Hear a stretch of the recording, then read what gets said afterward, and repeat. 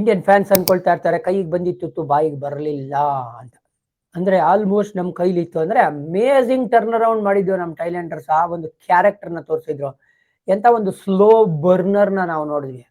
135 run ಬೇಕು team ಇಂಡಿಯಾಗೆ, ಅವ್ರಿಗೆ ಬೇಕು 6 ವಿಕೆಟ್ ಅಂದಾಗ ಗುರು ಸೆಕೆಂಡ್ ಸೆಷನ್ ಮಿಡ್ವೇ ಈ ಮ್ಯಾಚ್ ಖತಮ್, ಏನೇ ಲೆಕ್ಕಾಚಾರ ಹಾಕೊಳ್ಳಿ, 5 ಅವ್ರು ಗೆಲ್ತಾರೆ ಇಲ್ಲ ನಾವು ಗೆಲ್ತಾರೆ. ಬಟ್ ಇಲ್ಲಿ ನೋಡಿದ್ರೆ ಲಾಸ್ಟ್ ಸೆಷನ್ ತನಕ ಹೋಗಿರೋದು ನಮ್ಮ ಥೈಲ್ಯಾಂಡರ್ಸ್ ಆ ಕ್ಯಾರೆಕ್ಟರ್ನ ತೋರಿಸಿದ್ದು. ಎಲ್ಲರೂ ಬೈತಾ ಇದ್ರು, ಸರ್ ನಮ್ಮ ಟೈಲ್ ಏನ್ ಸರ್ ಒಳ್ಳೆ ಡಾಬರ್ ಮ್ಯಾನ್ ತರ ಟೈಲೇ ಇಲ್ಲ ನಮ್ದು, 41ಕ್ಕೆ 7 31ಕ್ಕೆ 6 ಫಸ್ಟ್ ಟೆಸ್ಟ್ ಅಲ್ಲಿ ಎಲ್ಲರೂ ಬೈತಾ ಇದ್ರು. ಒಂದು 3 ಬಾಲ್ ಆಡಕ್ ಬರಲ್ವಲ್ಲ ಸರ್ ನಮ್ಮ ಥೈಲ್ಯಾಂಡರ್ಸ್ಗೆ, ಏನ್ ಮಾಡ್ತಾ ಇದ್ದಾರೆ, ಅಥವಾ ನಮ್ಮ ಫಾಸ್ಟ್ ಬೌಲರ್ಸ್ಗೆ ಅಂತ ಹೇಳ್ತಿದ್ರು.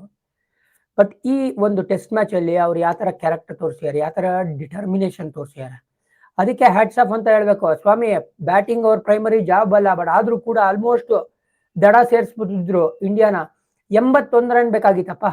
ಲಂಚ್ ಆದ್ಮೇಲೆ ಆಟ ಶುರುವಾದಾಗ 2 ವಿಕೆಟ್ ಇತ್ತು ಕೈಲಿ. ಏನೋ ಅದು 10 ನಿಮಿಷ 15 ನಿಮಿಷದಲ್ಲಿ ಮ್ಯಾಚ್ ಆಗೋಗುತ್ತೆ ಅಂತ ನಾವು ಇನ್ಫ್ಯಾಕ್ಟ್ ಡಿನ್ನರ್ ಕೂಡ ಆರ್ಡರ್ ಮಾಡಿರ್ಲಿಲ್ಲ. ಹೆಂಗಿದ್ರೆ ಮ್ಯಾಚ್ ಮುಗ್ದೋಗುತ್ತೆ ಮನೆಗೆ ಹೋಗ್ಬಿಡೋಣ ಅಂತ. ಬಟ್ ಹೋಗ್ತಾ ಇದೆ ಮುಗಿತಾನೆ ಇಲ್ಲ. ಎಕ್ಸ್ಟೆಂಡ್ ಮಾಡ್ತಾರೆ ಗೇಮ್ನ ಈ ಟೈಮಲ್ಲಿ.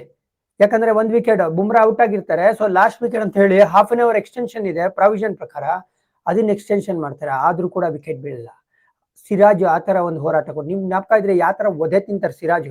ಅವ್ರಿಗೆ ಆಗ್ದಂತ ಬೌನ್ಸರ್ಗು ಅವ್ರು ಸೆಟ್ ಮಾಡಿದಂತ ಫೀಲ್ಡ್ಗಳು ಎಲ್ಲ ನೋಡ್ತಾ ಇದ್ರು ಸಿರಾಜ್ಗೂ ಒಂದು ಸಲ್ಯೂಟ್ ಹೊಡಿಬೇಕು, ಅಷ್ಟು ಚೆನ್ನಾಗಿ ಬ್ಯಾಟಿಂಗ್ ಆಡಿದ್ದು. ಜಸ್ಪ್ರೀತ್ ಬುಮ್ರಾ ಮತ್ತೆ ಯಾರಪ್ಪ ಜಡೇಜಾ ಅವರು ಆಲ್ಮೋಸ್ಟ್ ಏನೋ 133 ಮಿನಿಟ್ಸ್ ಬ್ಯಾಟಿಂಗ್ ಆಡೋದಂತೆ. ಅಂದ್ರೆ ಕಾಟ ಕೊಟ್ಟಾಕ್ಬಿಟ್ರು ಅಂತಾನೆ ಹೇಳ್ಬೇಕು ಇಂಗ್ಲೆಂಡ್ ಅವ್ರಿಗೆ. ಬಟ್ ಕ್ರೆಡಿಟ್ ಕೊಡ್ಲೇಬೇಕು ನಾವು ಬೆನ್ ಸ್ಟೋಕ್ಸ್ ಅವ್ರಿಗೆ. ಒಂದು ಅವ್ರ ಕ್ಯಾಪ್ಟನ್ಸಿ, ಆಮೇಲೆ ಆಸ್ ಎ ಪ್ಲೇಯರ್